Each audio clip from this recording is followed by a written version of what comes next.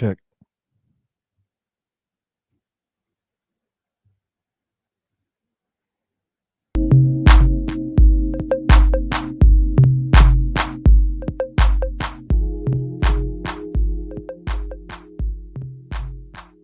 What's up, everybody? I'm Paul Hickey with NoOffSeason.com, host of the Sports Card Strategy Show.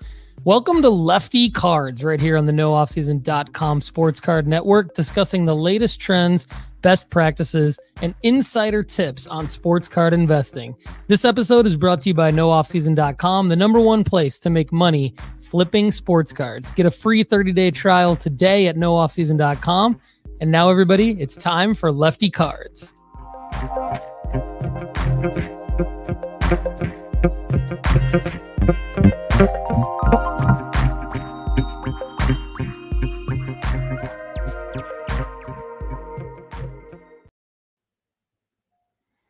Howdy, everyone. How are we doing today on the 13th episode of Lefty Cards? Welcome to Lefty Cards, part of the NoOffSeason.com Sports Card Network.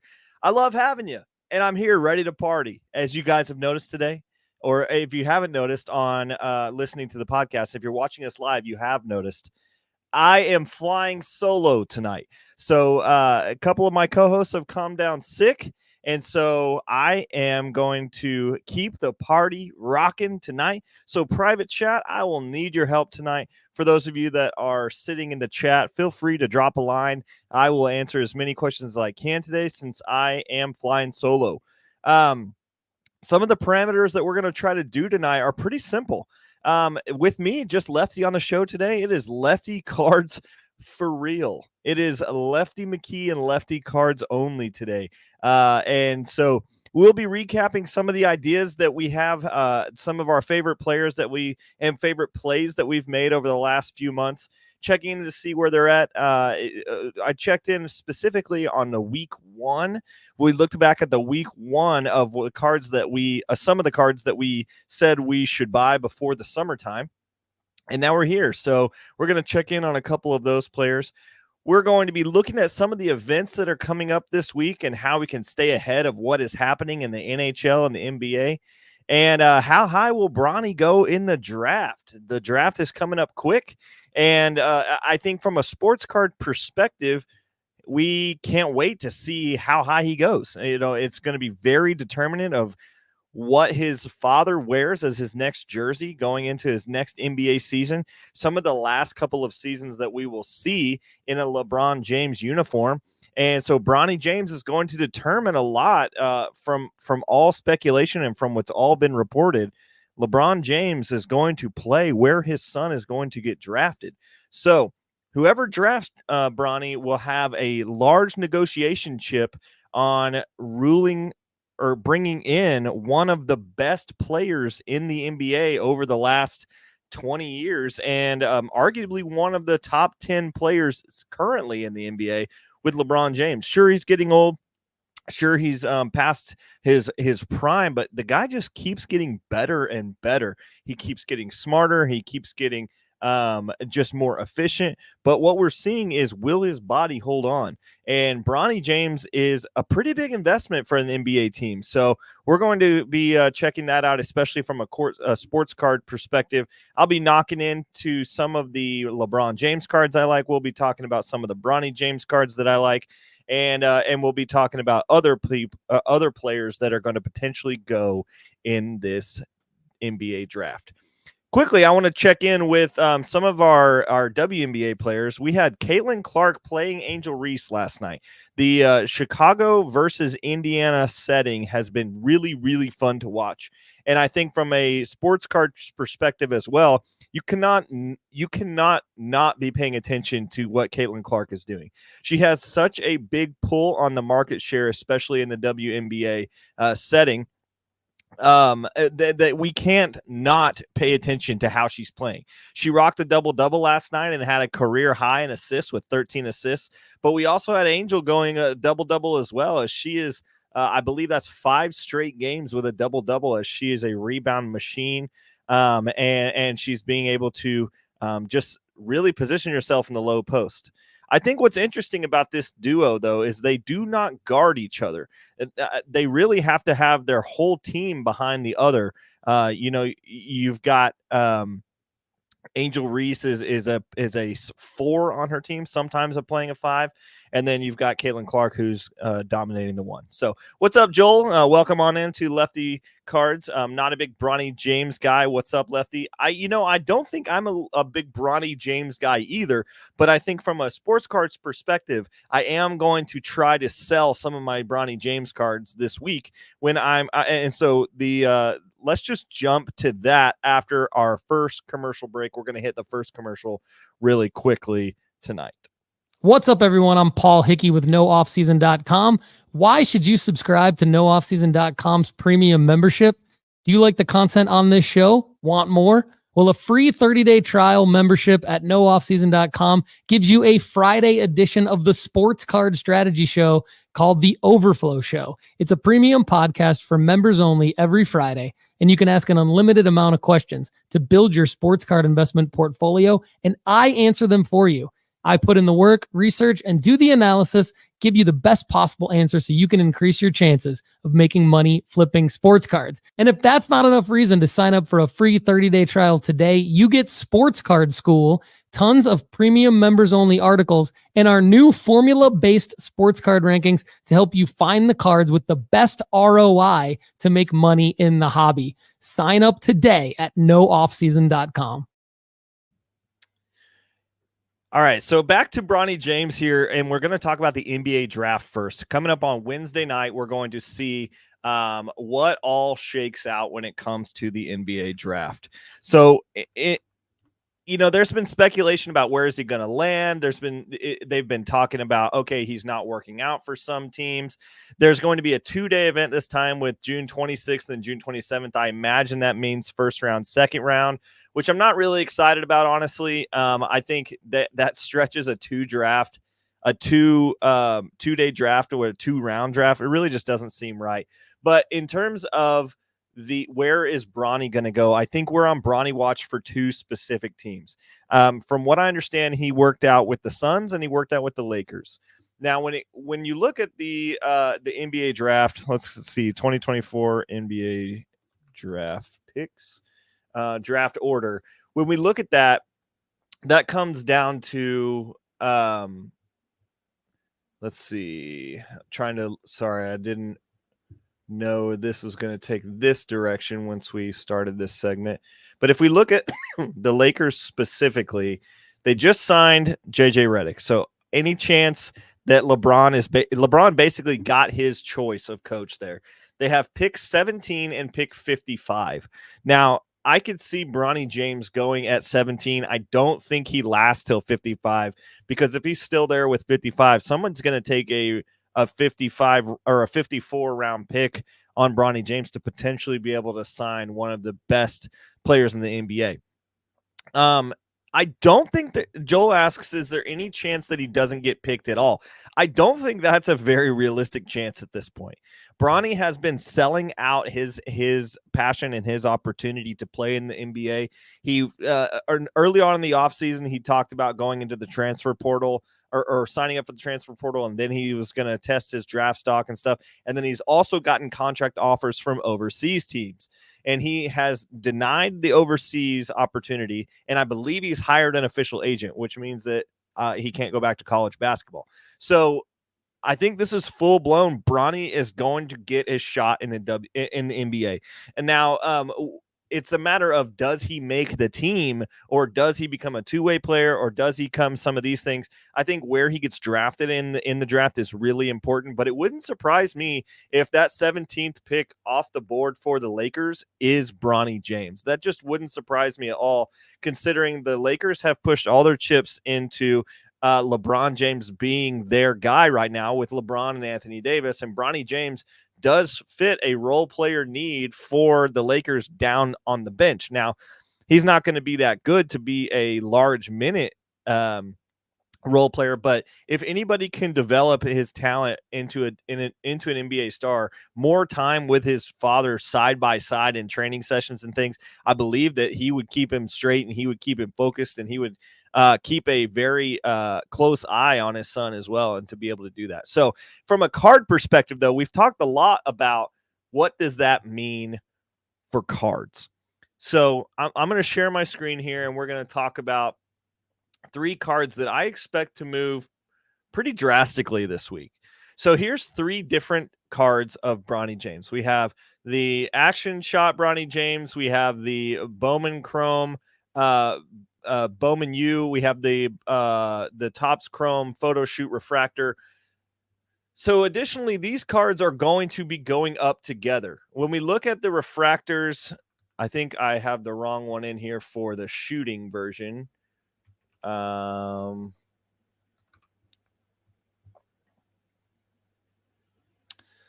apologies. When we look at the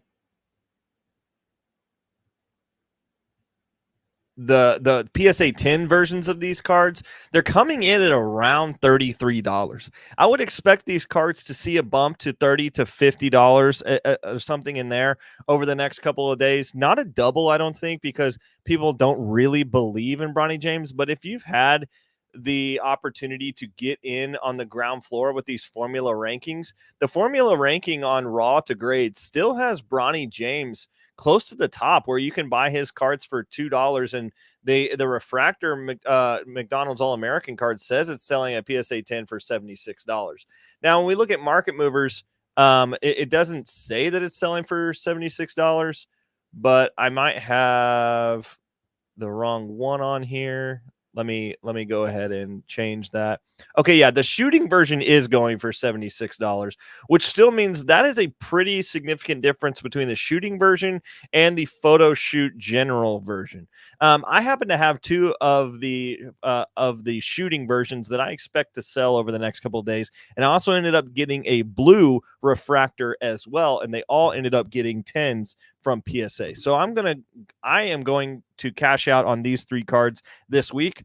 I will have an update for you next Monday on what that looks like and what I ended up going for. I am going to list them tonight, and I'm going to have the auction end in 3 days at the end of the NBA draft. So I'm going to have it end in 3-day auction, and I'm going to promote the card as well. And so we will see how that goes.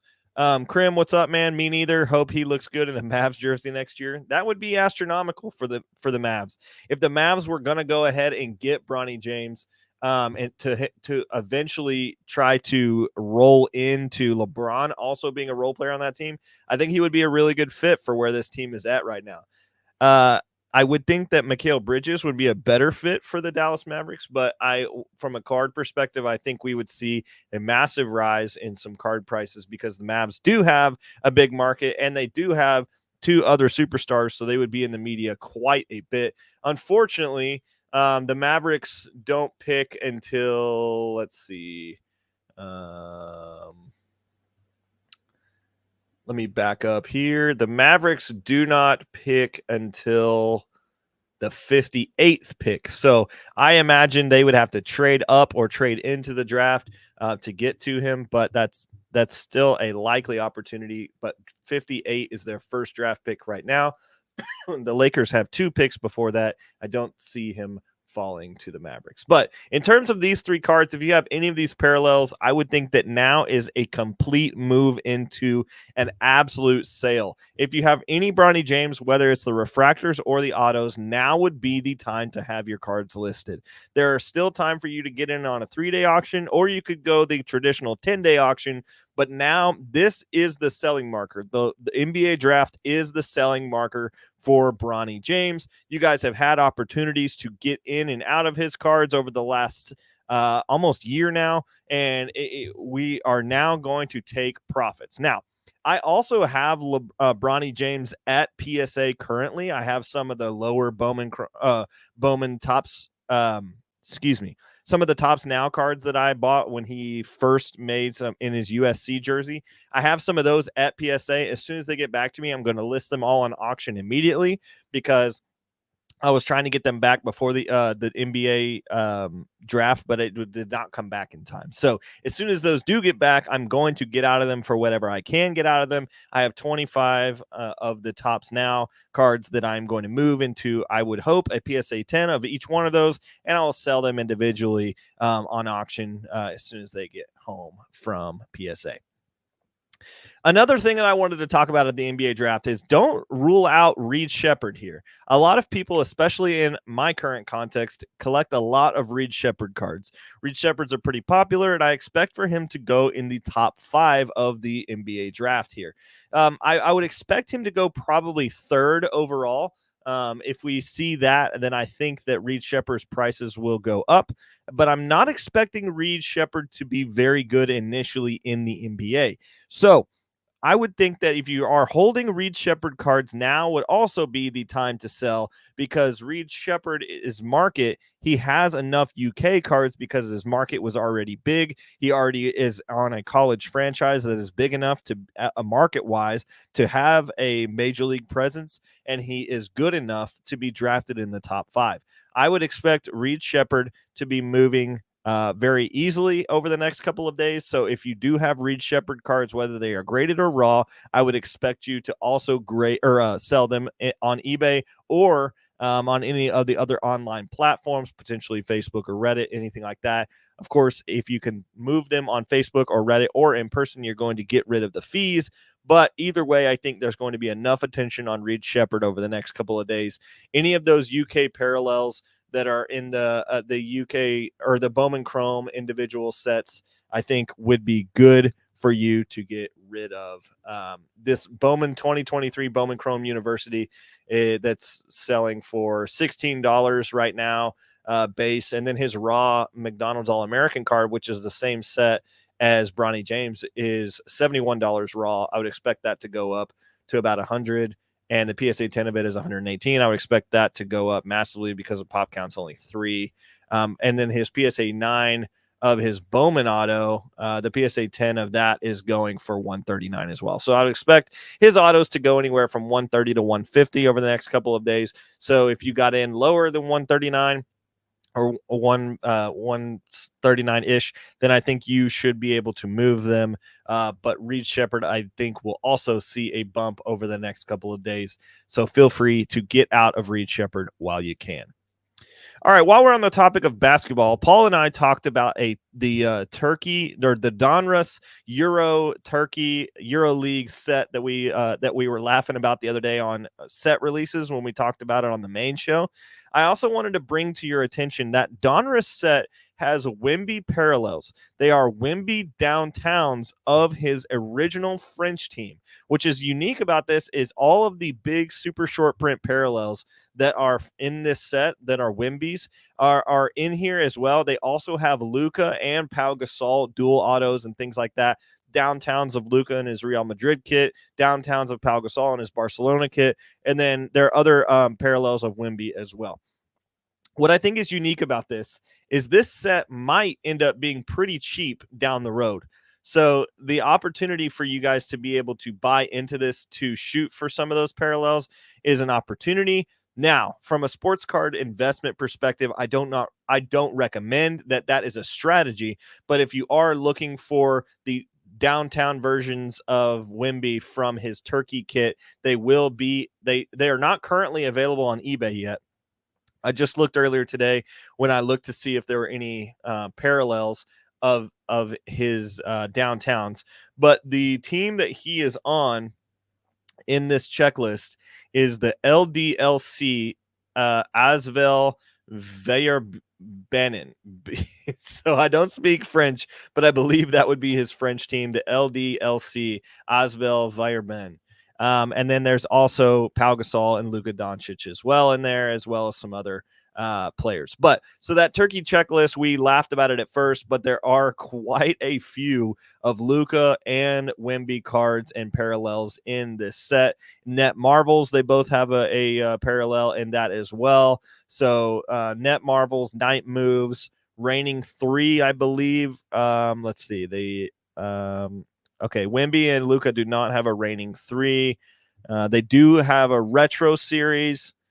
Rudy Fernandez also has a retro series, which is kind of cool. Thiago Splitter has one in there. Bogdan Bogdanovic, Ricky Rubio. So there's some interesting retro series checklists here in this set, but it's funny that we were laughing about it the other day, and now I was looking at some of these cards as, oh, these could be potential investability cards. Not all of those cards that I am talking about are going to be investable, but something like that dual auto from Luka and Pau Gasol could potentially be interesting, and any downtown with Wemby in it, I think will sell, as I do believe the NBA draft could potentially spike Wemby's market as well, because he is likely coming home with or they are likely coming home unless they trade back with a top 5 pick as well in the NBA draft order. So who that's probably going to be is determined on what they decide to do, but they do have the 4th and the 8th overall draft pick, and I would believe that would make Wemby's chances of being on a better team highly likely, and I do think that they will pick up an athletic wing or an athletic guard to play defense as well.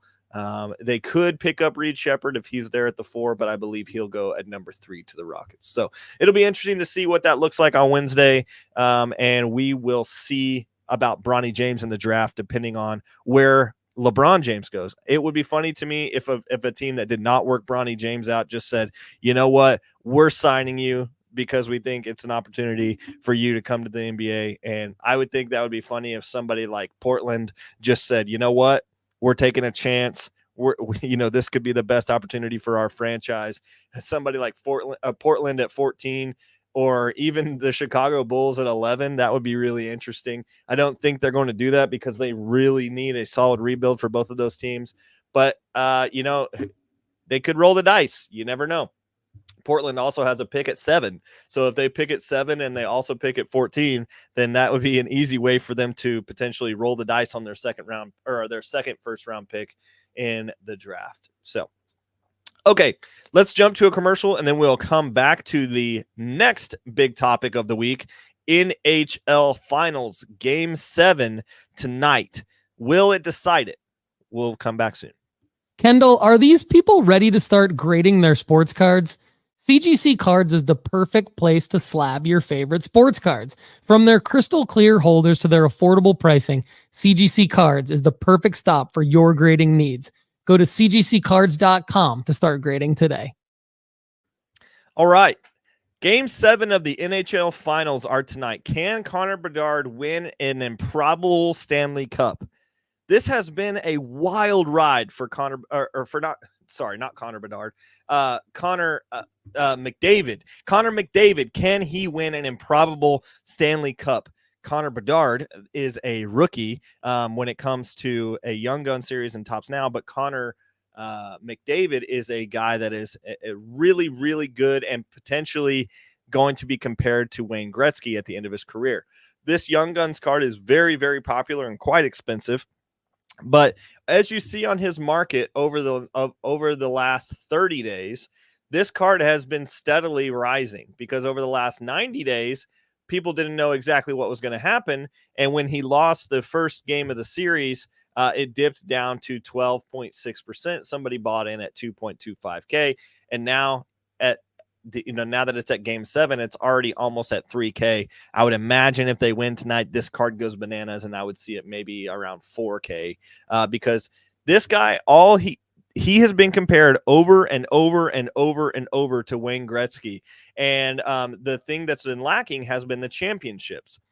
When you hand a star like this a Stanley Cup, he can go down in history as one of the GOATs. Like, he's prepared to go down as one of the GOATs because he has won a championship. So if and especially the way he was able to win this championship, Panthers going up 3-0, and then he's coming back and just slaying the game. The Oilers are getting better and better and better. And he has stepped up in creating this team's onslaught of goals over the last 4 or 3 games, and potentially 4th game tonight. I'll be tuned in. I'll be really curious to know what this looks like. But the Young Guns card is at 2.8K for the PSA 10. There's 2,891 cards, which is funny to me because there's 2,891 on the pop report, and the card is actually going for $2,891 right now. So I wish it was that easy for people to just know exactly what their pop count was going for, and that the cards would go for that. But when you look at some of his other parallels, like the 2015 Upper Deck Star Rookies, it's going for 160 in a PSA 10, and his Stick Wizards card is going for 174.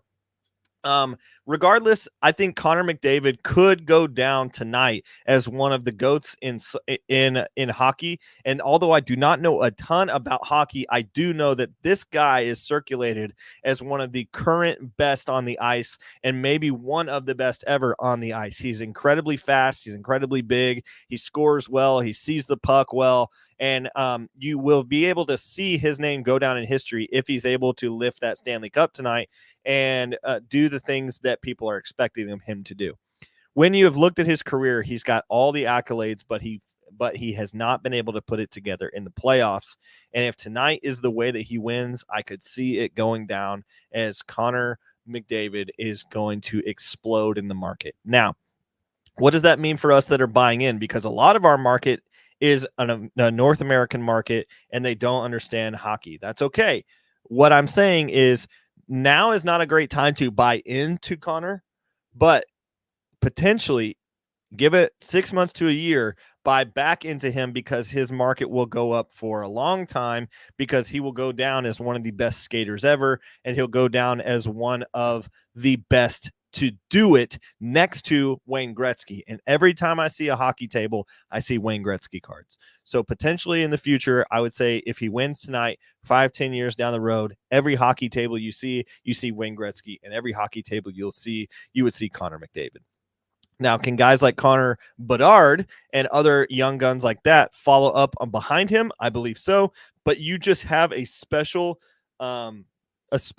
size to skating, to scoring, to assisting, to getting points on in his, whether that's assisting or scoring points in hockey, whether he's getting points or whether he's forechecking and things like that. He's doing a great job of doing what he does best, and that is helping his team put goals in the net. So as you can see, his market is pretty volatile over the last 90 days, but it's going up in the past week, which is totally understandable as we have seen his team really dominate in the NHL finals after the Panthers were going 3-0.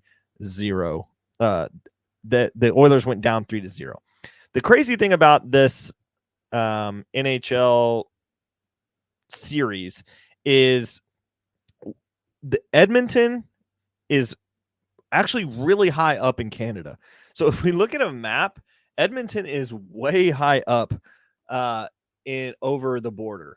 Like Toronto and Montreal and Vancouver, those are all pretty close to the border. Edmonton is way up there. Like Edmonton to the border of America. Let's see, what's the closest city they can get to? Coutts.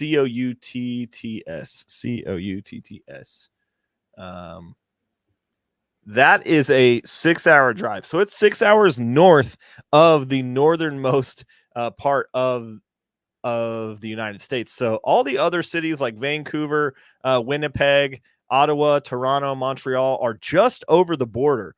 Now, this is a heck of a flight from Edmonton to Miami, which are, or no, not Miami. The Florida Panthers are down in Florida. Regardless, it's a heck of a flight. It's down by the Everglades, and they have had to fly back and forth for over a 7-game series, which is ridiculous. So Joel pops in and says, I'm grading my Stuart Skinner cards if they win. That's a good option. I think it's a really easy option to watch this game tonight and be like, okay, what are we going to do with the next 6 to 12 months of our cards? Not what do we do instantly with our cards and instantly in our hockey cards, but how does this set up the future of our investing profiles? So the NHL game tonight will be great hockey. It'll be a great scene. It'll be potentially one of the greatest comebacks in all of sports.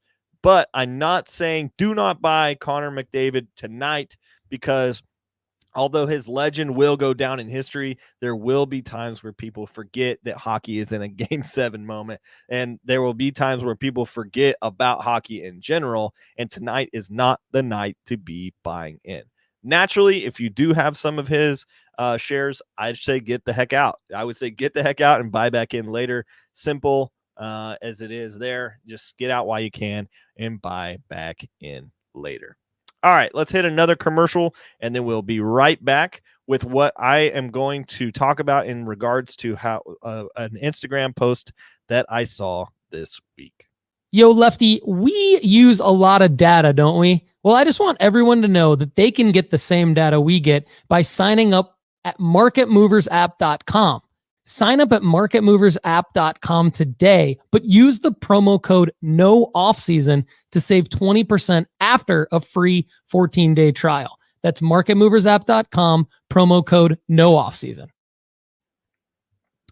All right, so now to talk about something I have a little more basis of credibility in, and that is baseball cards and potentially parallels that make sense. So, Sean says, what's up, everyone? I hit 55 today, so I was wondering, Lefty, if you have any senior citizen discounts available for me today. You know what, man? Happy birthday. I'm excited for you. This will potentially get you some discounts in this next portion. So lock in here, and I'm going to potentially give you some heaters to be able to look at eBay the right way. All right. So what I've been looking at this week is I saw a post on Instagram by a guy, Cardboard Prophet, that I follow, and I follow a lot of his stuff, and every once in a while some stuff pops up to me. But this particular this particular post I really resonated with. He said, why I prefer to deal in traditional parallels with easy names.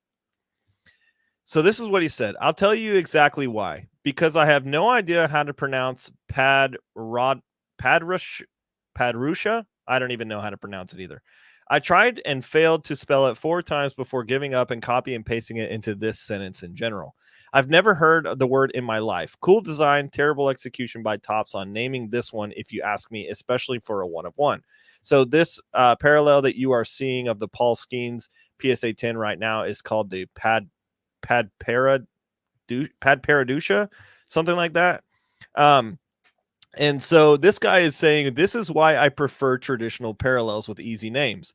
Well, if I buy a parallel that's brand new this year, how can I expect a buyer to find my listing when I go to sell it if they don't know it exists, or if they can't spell it in an eBay search box? I'd rather deal in parallels that have been around for multiple years and that are easy to say, spell, and remember. This raises the chances that any buyers are going to find my listings. And he goes on to say, blue refractor, gold refractor, orange prism, silver prism is way easier and more likely to be searched than sapphire edition, Padparadasha, and cherry blossom prism, no huddle blue disco prism, aqua ray wave. You decide. And he goes, you decide which ones don't belong. If you're newer to cards, a super easy way to check if a parallel has been around for a while is to do an eBay search for insert parallel, insert a prior year, and see if the card existed. If not, it might be hard for buyers to know that that is a card that you should be searching for. Another way I like to gut check whether or not a parallel is easy to find is to decide if I could quickly identify it simply by looking at it and without going on half an hour internet quest to try to find if it's a figure I should try out. If so, it'll probably be easy to sell. If not, it might not be. Lastly, I'd like to take this opportunity to present to you, though, and he goes on to say this one, and he goes, lastly, I'd like to present you the opportunity to present you with the volcanic giraffe bubble peacock sapphire parallel second image. And this is an edited card, obviously, from him. He's making fun of all the parallels that Panini has been putting out over the last couple of years. And he goes, think we can get added to this in the Panini Prism parallels. So Padparadasha is the best thing I am going to potentially say. It is a sapphire parallel. It's a 1-of-1, and it looks really great. Like I would say, looks wise, this is fantastic. But to me, it just looks like pink sapphire. And so instead of naming it pink sapphire, because that's probably a parallel that's already been used at some point, they're going to use 1-of-1 Padparadasha to potentially figure out if this is a card worth selling. Now, I just want to shout this guy out right now. So Cardboard Profit, exactly, you could not have said it any easier to me. Krim says that I am currently shopping the Wyatt Langford Pad Paradasha auto. So if you'd like the Pad Paradasha auto of a Wyatt Langford, then go ahead and hit Krim up. But this is exactly what I was saying the other day when we were talking about search engine optimization.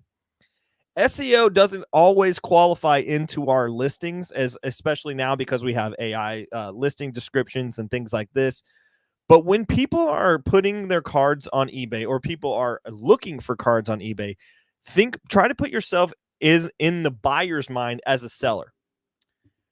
As a seller, that is what you should be doing in all aspects of selling anything. You need to not only be putting yourself in a good marketability cycle, but you also need to be putting yourself in the customer's mind.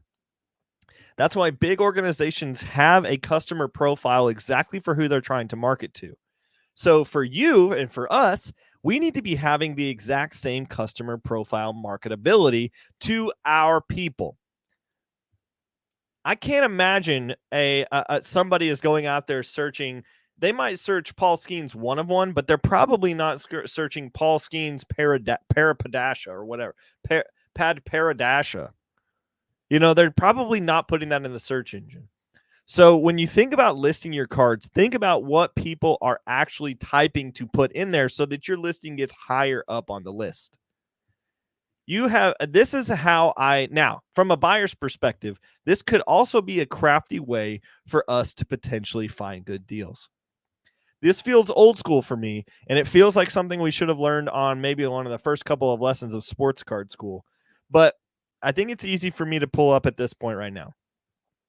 This is something that I would purposely search back in the day. I would purposely search misspelled versions of people's names. I would guys like Anitakumbo or guys like Wimbenyama or guys that don't have popular names that like Reed Shepard, probably not going to be a guy that I end up searching an alternate. Although you could spell Shepard a couple of different ways and you could spell Reed a couple of different ways. So maybe you give it a try.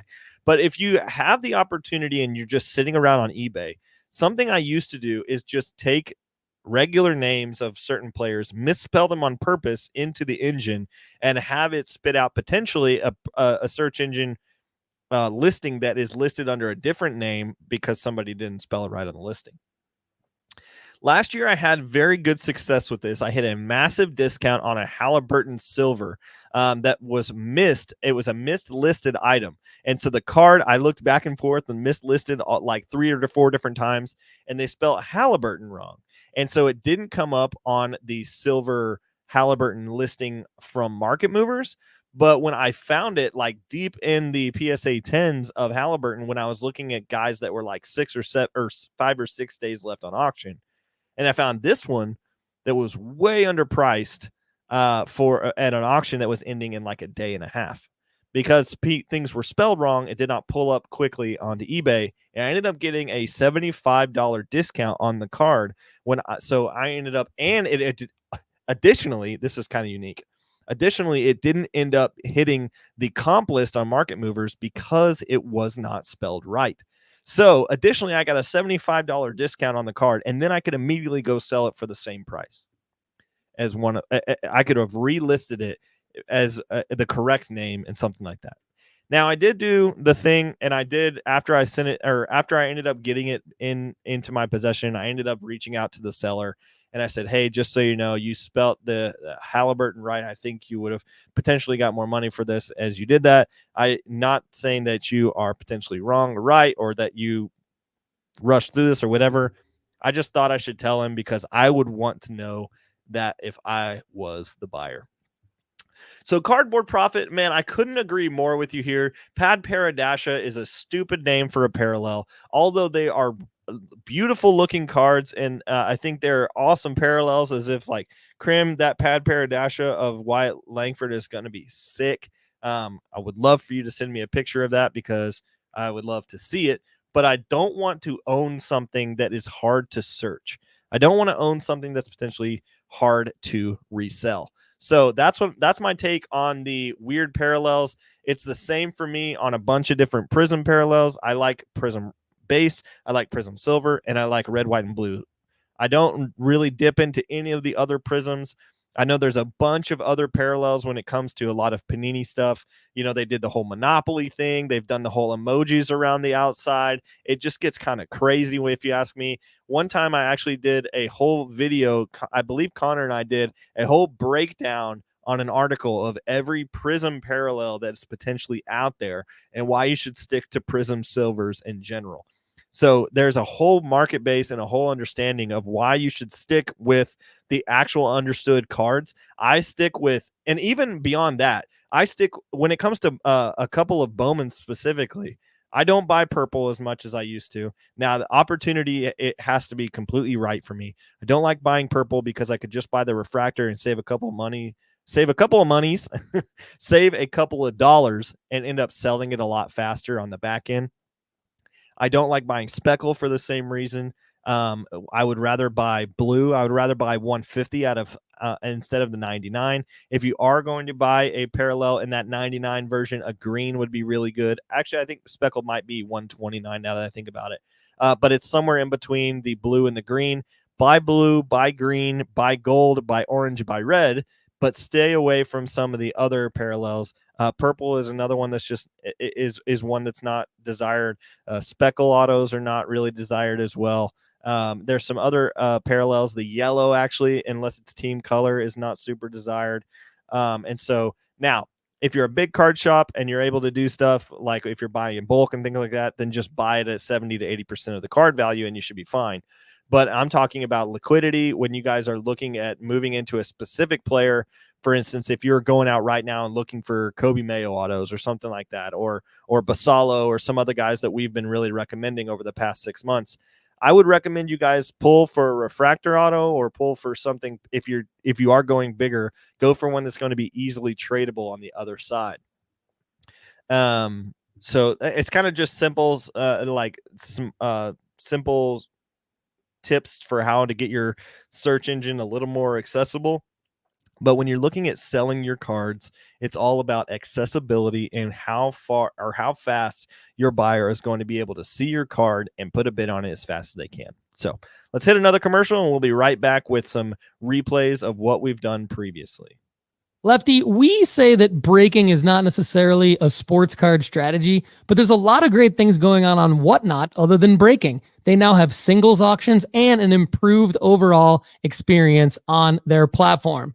I want everyone to know that they can get $15 free on Whatnot by joining Whatnot through this URL. Go to whatnot.sportscardstrategy.com. That's whatnot.sportscardstrategy.com. Lefty, back to you. Speaking of Whatnot, my interner just started his Whatnot store, and so you guys could drop a interner is Turner Baller 24 on Whatnot. Go ahead and follow his channel, and then also my esteemed co-host Krim. Krim has also been selling on Whatnot with Texas Roadshow. So make sure you guys go check that out. Additionally, he also sent me a picture of the Pad Paradasho 1/1 Chrome Prospect Auto of Wyatt Langford. So if you guys are watching with us, this is Krim's PSA 9, and it looks pretty awesome. So thanks for sending me that, Krim. Now, one thing we're going to follow up on is I wanted to look backwards and see what were the things that we recommended on the first episode of Lefty Cards. We are 13 episodes in right now, so there's 12 episodes difference between when we started and now. So at the depending on if we missed weeks or stuff like that, there's 12 weeks in between.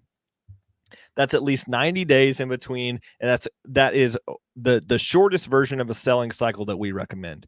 So I went back and looked, and I did that episode with Connor, and two of the cards that we recommended I wanted to talk about. So at the time, we recommended a Tua Optic Holo PSA 10, which was pretty fun. It's a super accessible card. And so over the past 30 days, I'm going to bring up the 30-day chart. We've seen the Optic Holo of Tua actually go down a bit. It's down at 135. When we recommended it at the time, it was also down 18% over the last 90 days and with 110 sales. Was trading at $250 in September of October of 2023, averaged of 136 across 30 trades the last 30 days. So actually, it's really about at the same place that it was 90 days ago. So we look back at the 180-day tracker, and we did our first episode 3.3, I believe. So we go to 3. Is this it? Yeah, 3.3 is at 135. It's gone up since then. It's gone massively down since then. One sold for $75. And actually, right now, it's at currently the exact same price. So what does that mean? I would say since we've seen this card go up and down over the last 100 or longer than 90 days, I would say now is also a good opportunity for you guys to be buying back into Tua and buying into his optic. Now, if we look at the if you guys are premium members of nooffseason.com, you can use the formula into going into which Tua cards would be best in terms of upside and grading scale, whether you're doing raw to PSA 10 or you're doing a graded to graded flip. But I think a graded to graded flip here of Tua at 135 is still a low price compared to what we said on it in March. So I think this is still a good play. It's still a play I would still recommend, and it's a play that I think now, if you had an opportunity to make money on this card already, if it went up to about 173 and you bought it for 130 and you got out of it and made a cool $30, and then you can now get back into it potentially at 135 or potentially lower than that, as it is that was the previous low in the last 30 days. Therefore, you might be able to snipe some autos or snipe some auctions that are lower than 135. So keep interested on the 2020 Optic Holo. I do think that Tua will have a good, reasonable spike over the next 3 months, maybe 4 months, and then we should be able to get out of that card when you are desiring to get out of that card, which would be right before the NFL season. Card number 2 is interesting. We talked about Victor Gyokeres, which is a striker that was at Coventry at the time, or not at the time, but last year he led Coventry to the Premier League. He's arguably one of the best players in the championship last year. He moved to Sporting and is near the top of the Portuguese league. He's potentially worth $100 million. This is all notes from March. We have seen how Sweden striker of Zlatan grow in super popularity, and strikers that are older and less threatening than him are getting serious attention. He's great. He has great pace. He can hold up the ball well, and he can play a lot of different ways. He can do both. He is huge, so he can win headers, and as well, so set pieces he will destroy. He's incredible size, skill, and technique, and has proven this season that he can do a bit of everything, and he will move to a top side soon. So at the time, we recommended a Victor Gyokeres rookie card, and we recommended it. We recommended this one. We recommended the 2023 Topps Total Football Victor Gyokeres rookie PSA, or the raw version of this card. I actually went out and bought this specific card. I bought 2 of them. If I just put on the screen, I bought 2 of them for $33 in shipping, or $33 shipped and taxed at all. I ended up getting them in, and I put them in a bulk deal and graded them at $15 a piece. And so I am in this play about $63 currently.